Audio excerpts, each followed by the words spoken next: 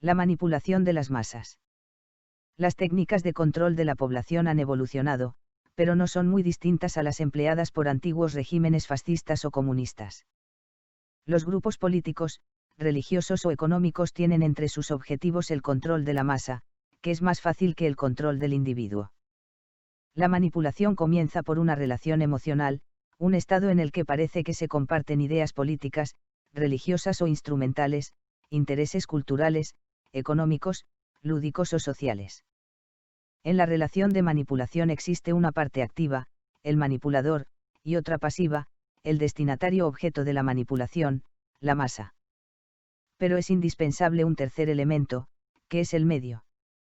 No todos los ambientes son propicios para ejercer la manipulación y lograr los objetivos propuestos. Por lo que la psicología de masas tiene en consideración que el individuo es de naturaleza social, que tiene tendencia a reproducir las acciones del resto del grupo y es débil ante una idea o situación dominante. Fue el psicólogo alemán Kurt Lewin en 1930, a quien se considera fundador de la psicología social, el que subrayó la importancia de la sociedad a la que pertenece el individuo. Como describió el antropólogo, sociólogo y psicólogo social francés Gustave Le Bon, en medio del grupo el yo es sustituido por el nosotros. Sigmund Freud con su obra Psicología de las masas y análisis del yo realizó la mayor aportación científica de su tiempo para comprender el comportamiento del individuo en la masa. El filósofo y sociólogo Herbert Marcuse subrayó la importancia de los medios como máquina fundamental para la manipulación, subrayando que la función básica de los medios es desarrollar falsas necesidades de bienes y servicios fabricados por las corporaciones que convierten al individuo en esclavo del consumo y la pasividad política. Por lo tanto, el consumidor puede ser el objetivo de la manipulación mediante la publicidad y la propaganda. El manipulador tiene que tener un gran conocimiento de la psicología humana y sabe que el individuo actúa motivado por el honor, el provecho o el derecho. El ser humano tiene un ego que se ve resarcido por un nombramiento, una condecoración o un título o diploma y su actuación está condicionada por ello. Pero también el individuo está impulsado en sus acciones por el logro material, por la obtención de un privilegio, una concesión o un beneficio económico que, muchas veces, genera deseos ilimitados. Finalmente, el derecho puede otorgar al individuo un poder que solamente se alcanza mediante una estructura legal, ya sea de una asociación deportiva, cultural o política. Es esta última la que confiere al individuo un estatus de supremacía sobre la masa, ya que le permite establecer sus propias reglas para ejercer el poder.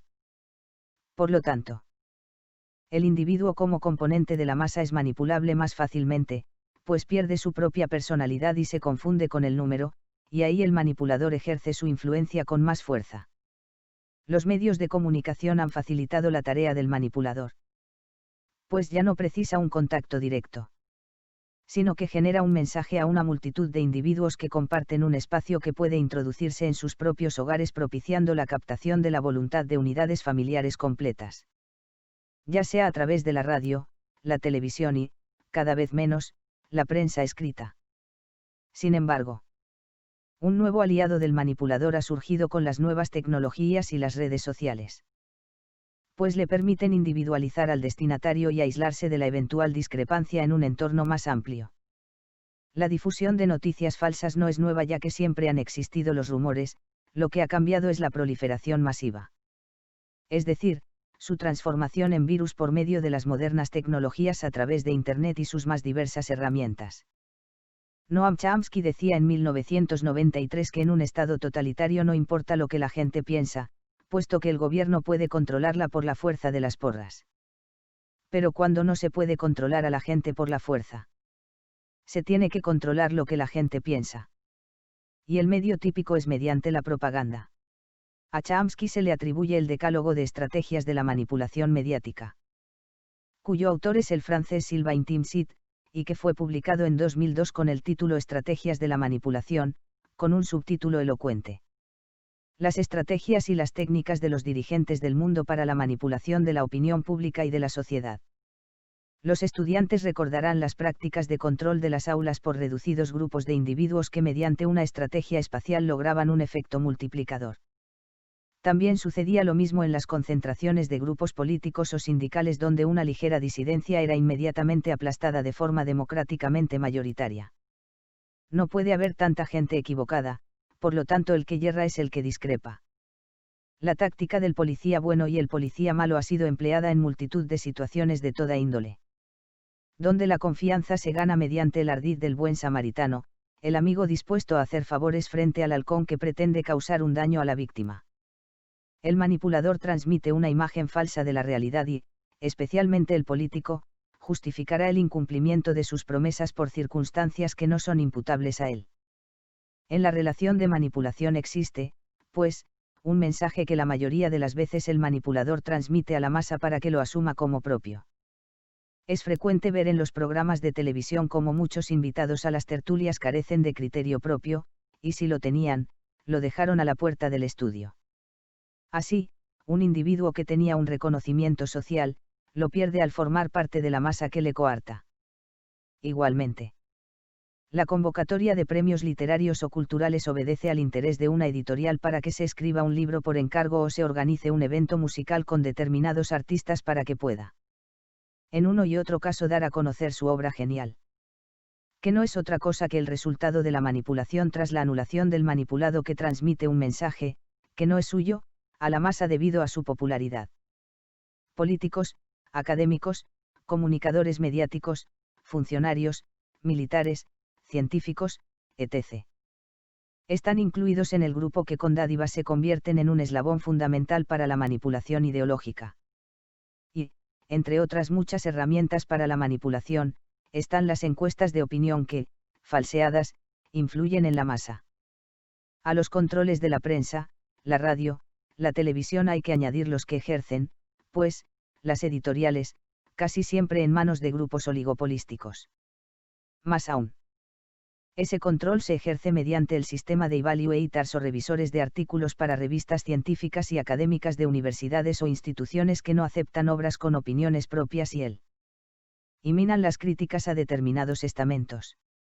Las técnicas del control de masas han evolucionado, pero no son muy distintas a las empleadas por antiguos regímenes fascistas o comunistas para la manipulación de los individuos masificados, haciendo ver al disidente que él es la minoría en un entorno estratégicamente controlado por los elementos manipuladores. La libertad del individuo y el futuro de la sociedad es lo que está en juego y, con ello, la viabilidad de la propia democracia. El individuo no puede ser sometido a experimentos que limiten la independencia de sus actos, ya que los resultados pueden ser letales. Recordemos la película The Experiment, del director estadounidense Paul Siering, que es un remake de la película dirigida en 2001 por el alemán Oliver Irbiegel, en la que se comprueba con horror que el dinero compra comportamientos de individuos para actuar en situaciones que o controlan, como sucedió en el experimento real en la prisión de Stanford en 1971. La libertad tiene un precio, pero para ciertos individuos puede ser muy alto.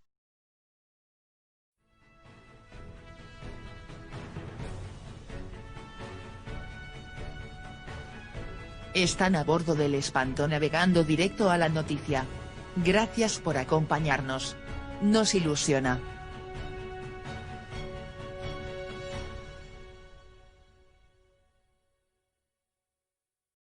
Ese marroquí que le toca la primitiva y se va al concesionario Mercedes y entra. Hace buenas tardes, desde marroquí. Hace quiero bueno Mercedes, quiero mejor Mercedes de toda cama Mercedes. Porque toda vida R12, R18, R11, quiero bueno Mercedes, Hace Marruecos tengo dinero, Y le dice el concesionario, mire usted, que vale 32 millones el Mercedes más bueno. Ese me cago en la, es toda vida R11, R12, R19. Ahora tiro 20 duros primitiva, toca 600 millones. Eso quiero mejor Mercedes. Que mire usted que son 32 millones. Ese me cago en la hostia. Es de paisa. Es paisa. España, hermanos. Tú vienes a casa, comes cuscús, fumas poro, te agachas, peto culo, quito cartera. Tú sabes. Es bueno Mercedes. Le vende el mejor Mercedes de toda la gama y sale el marroquí con el Mercedes y a la que ha hecho 500 metros empieza el Mercedes. Cloc, cloc, cloc, cloc. Y dice el marroquí, me cago en la. Es toda vida R11, R12, R18. Nunca problema, compro Mercedes, 32 millones. Tengo un pinchazo, me cago en la madre que parió al lado. Y ahora el pinchazo, me cago en Dios, se baja el marroquí, pone el gato, empieza a cambiar la rueda y pasa un gitano por al lado con un burro.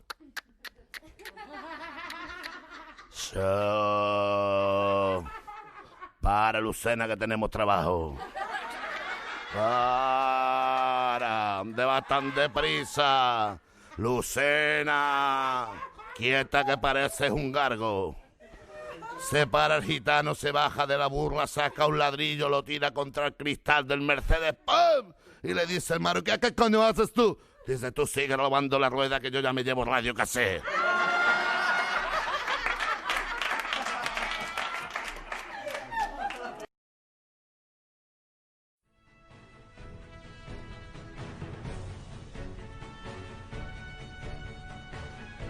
Están a bordo del Espanto navegando directo a la noticia. Gracias por acompañarnos. Nos ilusiona.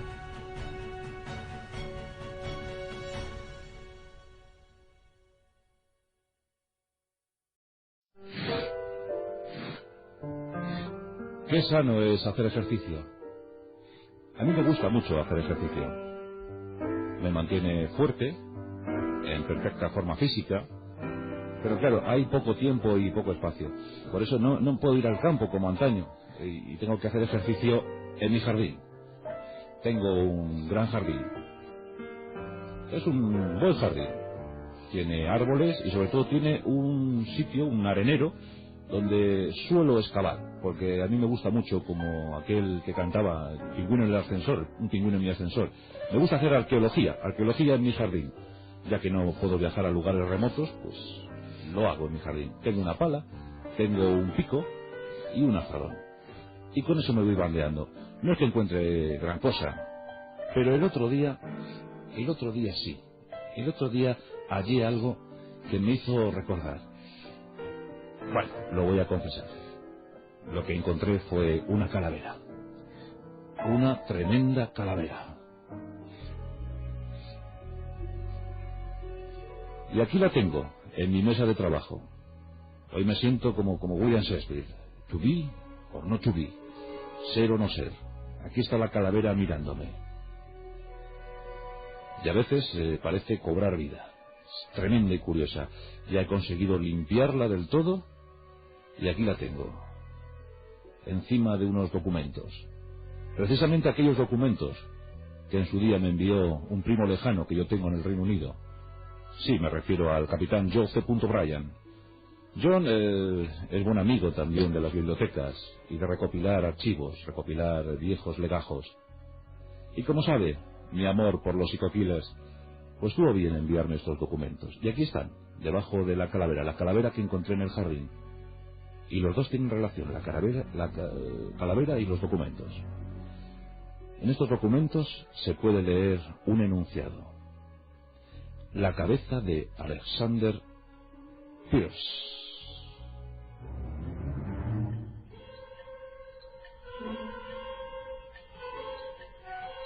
La cabeza de Alexander Pierce es una cabeza famosa, y más famosa desde que mi primo John C. Bryan descubrió la historia. Una historia adaptada en el siglo XIX. Una historia rigurosamente cierta. De hecho, la cabeza de Alexander, de nuestro querido Alexander, se puede ver hoy en día en el Instituto, en la Academia de Ciencias Naturales de Filadelfia. Ahí está expuesta. Ya veis, aquí hace tiempo tuvimos la polémica sobre el negro de Bañolas, así se le llamó. Bueno, pues en Filadelfia se pueden ver estas cosillas de vez en cuando. Aquella colección del magistral Samuel Norton. El profesor Norton coleccionaba calaveras. Coleccionaba cabezas de personajes curiosos. Llegó a reunir más de 1000. Y gracias a Norton, en su famoso Instituto Golgotha de América, pues pudimos averiguar cosas sobre Alexander Pierce.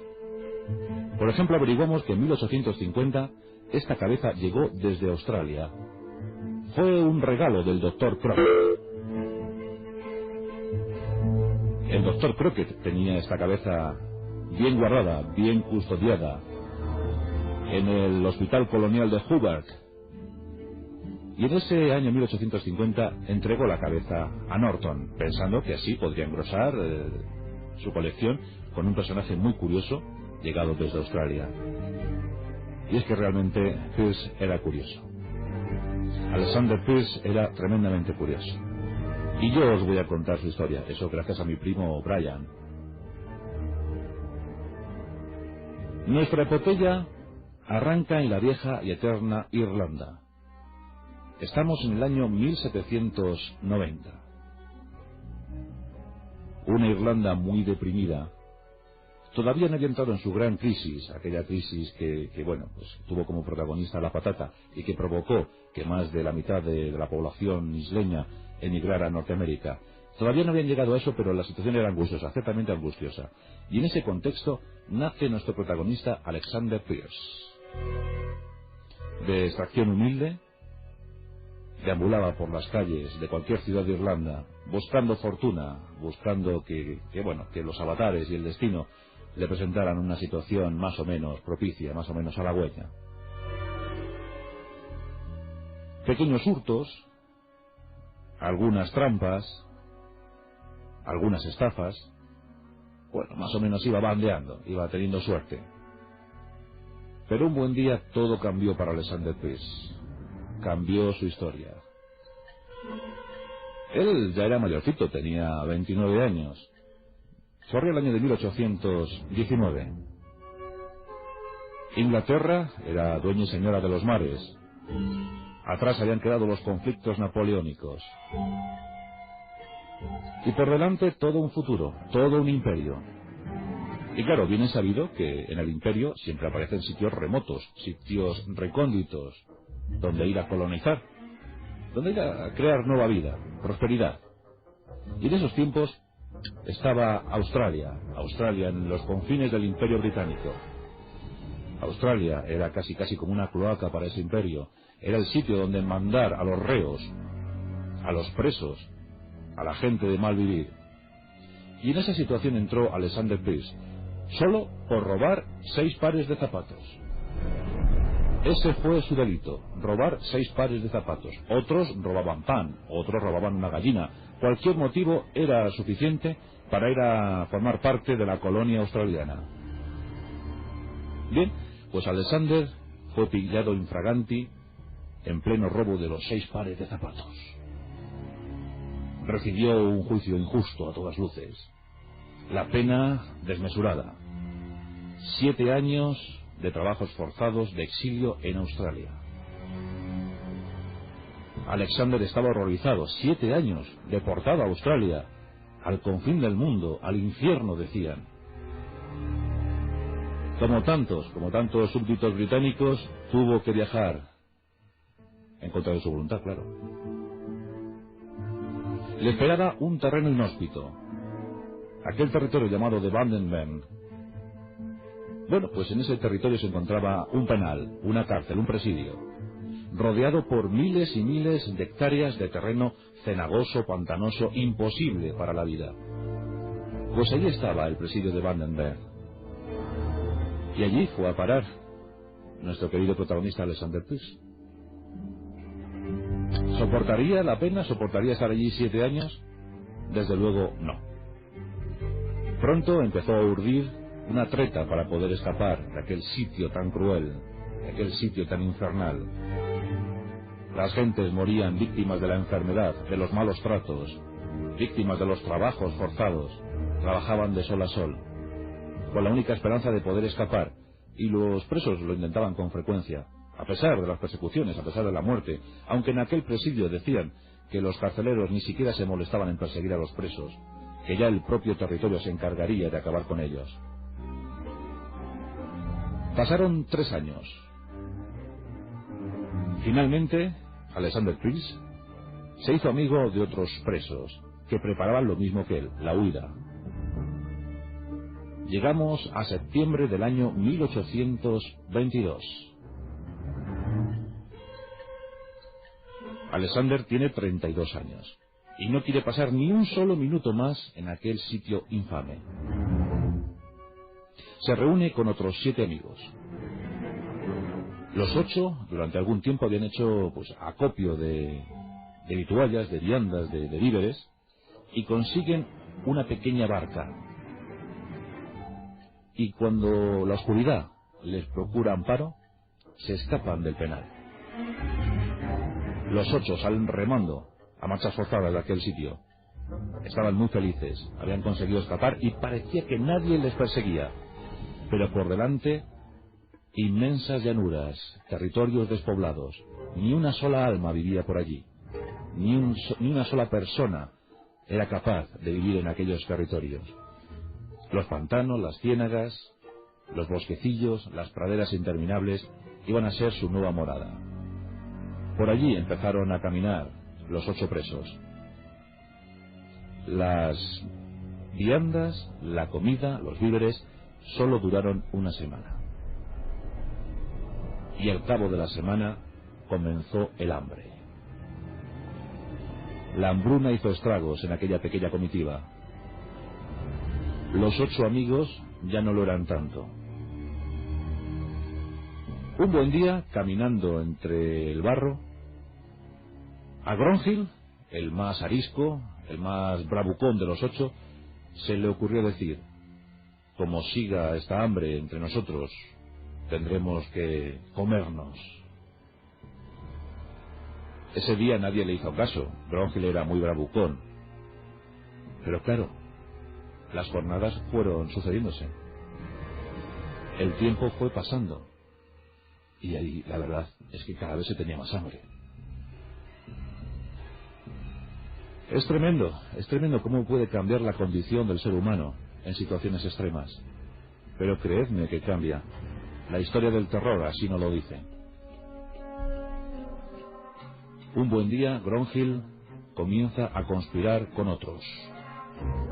Travers era su mejor amigo dentro del grupo. Y entre los dos deciden dar un paso más. Dar el paso definitivo. Deciden recurrir a la antropofagia, al canibalismo. Hay que buscar una víctima entre los 8. Desde luego Gronhild y Travis no iban a ser. Se fijan en Dalton. ¿Y por qué se fijan en Dalton? Porque Dalton había ido a la cárcel por traidor, por chivato. Entonces piensan que claro, que el chivato es el que más propicio, es el que tiene todas las papeletas para ser eliminado, porque claro, no va a contar después lo que han hecho. Así que parece que Dalton ya es el candidato ideal. Gronhild y Travers empiezan a seguirle. Y en un descuido, hay que contar que Gronhild llevaba entre sus herramientas un hacha, una potente hacha. En un descuido de Dalton, Gronhild va y le asesta un hachazo.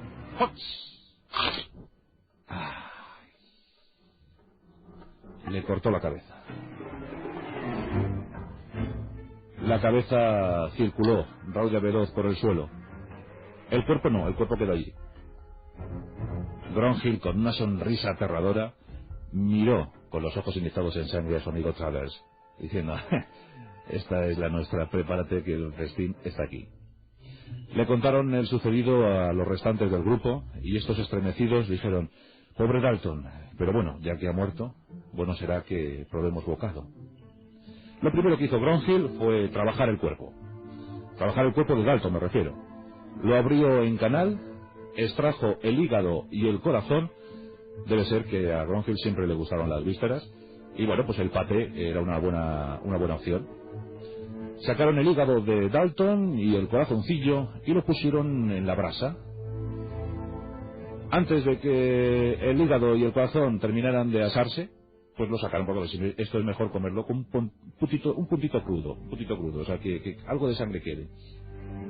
Gronhild le pegó un bocado al corazón, como si fuera un guerrero Sioux. Y chorreando sangre miró complacido a sus compañeros. Dijo: ¿queréis? En ese momento todos dijeron que no, incluso alguno de ellos empezó a vomitar. Pero claro, al día siguiente no quedó más remedio. Y todos fueron al cuerpo de Dalton a coger algún bocadito que otro. Pues, por ejemplo, dicen que lo primero que comieron fueron las nalgas de Dalton, también alguna piernecilla, el brazo, con las partes magras, lo apetecible. Bueno, imagino que vosotros también habéis comido alguna vez cuerpo humano y os habrá gustado más una parte que otra. Pues sí, ese fue el final de Dalton. Pero claro, el final de Dalton también dio como consecuencia el final de su cuerpo. Allí quedaban 7. Y el hambre, la verdad es que seguía. Se habían comido a Dalton, pero allí no aparecía nadie, no conseguían ver ninguna localidad, ningún pueblo. y la llanura era inmensa, y había que coger fuerzas. Empezaron a fijarse en dos compañeros, en los dos más débiles, en los dos que seguramente no iban a soportar la marcha y el recorrido. Por tanto, Gronhild empezó a decir: estos dos parecen muy endebles, no creo que aguanten. Los dos se percataron del hecho y decidieron salir por piernas antes de que sus piernas sirvieran de alimento a los amigos. Aquí se produjo una situación dantesca, porque los 5 restantes empezaron a perseguirles. Durante días, una persecución casi alocada, pero finalmente los dos dieron esquinazo, mejor dicho, dieron zona pantanosa a los perseguidores y se escabulleron. Llegaron a un pueblecillo días más tarde, pero ya estaban exhaustos y murieron, víctimas de la inanición, víctimas del abandono y víctimas, sobre todo, dicen, del susto, porque llegaron con los ojos desencajados, pensando que hubiesen podido ser pasto de sus antiguos amigos. Eso nos da 5 supervivientes, 5 que quedan. Claro, las opciones para morir se incrementan. Y Gronhild, creedme que estaba muy hambriento. El hacha no paraba de afilarla. Tenemos que un buen día Van der Bender se va a buscar unas raíces, buscar algo que comer. Y tenemos que, claro, amparado también por la noche, Gronhild se va detrás. Al cabo de unos minutos se escucha el fatídico golpe. Caramba. En esta ocasión ha sido muy eficaz. Demasiado eficaz. Los 4 que quedan, ya directamente, sin ningún escrúpulo, se lanzan sobre el cadáver y se lo zampan. En pocos días, en pocas horas, se han zampado al pobre y antiguo amigo. Pero allí habían pasado las semanas y allí no aparecía nadie, ningún pueblo, nada, no conocían ningún camino. Estaban además atemorizados, pensando que los 2 que se habían escapado habían dado cuenta de ellos, habían dado noticias y que tarde o temprano la policía daría con ellos. Así que aquí tenemos a los 4 avanzando por la inmensidad australiana, sin noticias de nadie, sin noticias de ellos. Y Gronhild vuelve a tener hambre. Sí, este es insaciable. Se fija en Morders. Morders, hasta entonces el más callado, el más sumiso, el más gregario. Bueno, pues Gronhild parece que no le soporta esos días. Parece que le ha tomado ojeriza. Pero cuando va a asestarle el hachazo de siempre, Morders gira la cabeza y el golpe no termina de acabar con Morders. ¡Ay, caramba!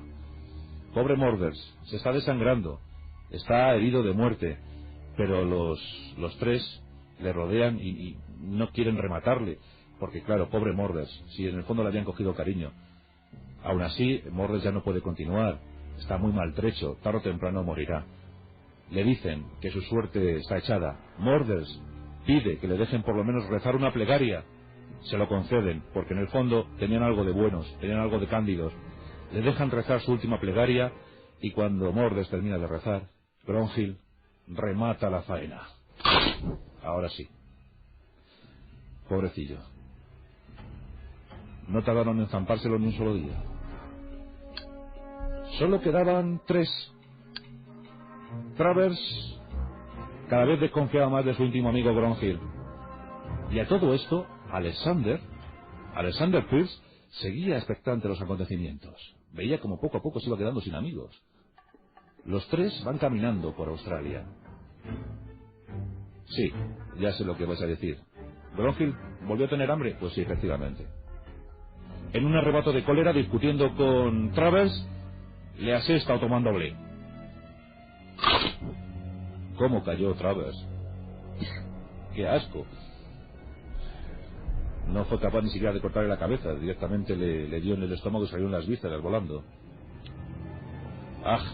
Decía Gronhild, qué pesado es comer carne humana siempre, ¿verdad? Pierce asentía. Estaba estupefacto, pero en el fondo le había tomado gusto a la cosa.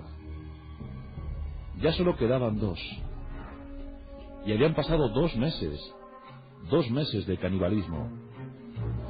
Aquí ya os podéis imaginar que tanto Gronhild como Pierce desconfiaban el uno del otro.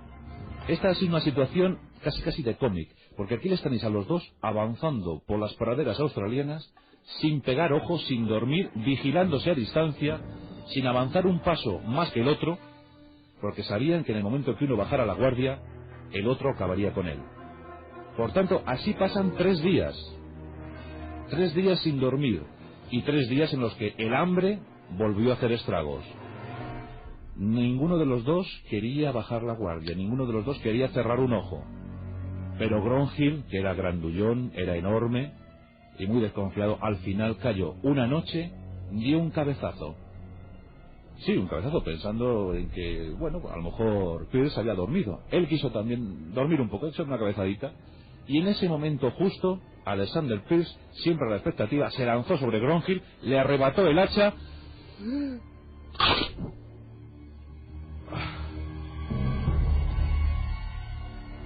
Y aquí tenemos a Alexander Pierce comiéndose a Gronhild, comiendo lo que pudo, sacó una pierna y un brazo, la secó al sol y con la mojama se lanzó a la aventura. Pero claro, el brazo y la pierna se acabaron, se agotaron. Menos mal que dio con un pastor, también antiguo preso, que tenía ganado, y este le dio de comer, no hizo falta que matara al pastor, y bueno, pues estuvo alimentando. Y así pudo estar deambulando por Australia un tiempo. Pero claro, tarde o temprano la policía le iba a capturar. Y así ocurrió. Le capturaron. Había sido horrible. 5 muertos, 5 hombres comidos por sus amigos. Y Alexander Pierce es el que más había comido, evidentemente. Las noticias habían circulado. Los rumores circulaban. Pero nadie podía demostrar nada, nadie había encontrado nada. Volvieron a recluir a Alexander Pierce en la cárcel. Esto ocurría en el año 1823, pero nuevamente se volvió a escapar. En esta ocasión, el incauto se llamaba Thomas. Con él se escapó del penal, se escapó de la cárcel. Y claro, ocurrió lo mismo, se quedaron sin víveres, y decidió Alexander, ya que tenía costumbre, recurrir al canibalismo. Acabó con Thomas, se lo comió, pero en esta ocasión le pillaron. Era horrible comprobar que un irlandés se había convertido en caníbal y que se había comido a 6 semejantes. Fue sometido a un juicio sumarísimo y condenado a muerte. La pena iba a consistir en la decapitación, a lo Gronhild, vamos, pero esta vez bajo la severa mirada de la justicia. En el año 1824, en febrero de 1824, Alexander Pierce era decapitado. Esta vez, qué asco. Esta vez no se lo comieron. Pero sí, el doctor Crockett se quedó con la calavera, se quedó con la cabeza. Extrajo los sesos, extrajo el cerebro y los ojos, es decir, las partes blandas, también la lengua, y coció la cabeza. Y la guardó, la puso a buen recaudo. Años más tarde se la entregó al profesor Norton, y desde entonces, desde ese año 1850, Alexander Pierce, el caníbal irlandés de Australia, vive feliz, por lo menos su cabeza, vive feliz en la Academia de Ciencias de Filadelfia. Allí está, mirándolo todo, expectante. ¿Quién sabe si su espectro o su fantasma espera nuevas oportunidades para pegarle un bocadito a una pierna?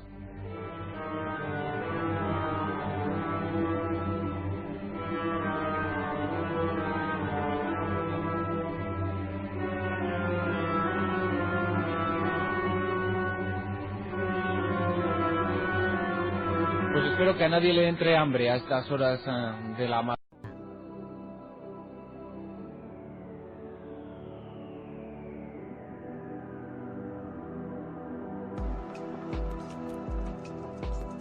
Oh mi Dios, Padre altísimo y compasivo. De tu gran bondad te pedimos, que contengas estos tiempos desquiciados contra los que tenemos que luchar. Concédenos buen tiempo para la batalla. Benignamente escúchanos como isleños que acudimos a ti. Para que, armados de tu poder, podamos avanzar de victoria en victoria. Aplastar la opresión y la vileza de nuestros enemigos. Y así poder establecer la paz y la justicia entre las mujeres y hombres de nuestra sociedad balear. Amén.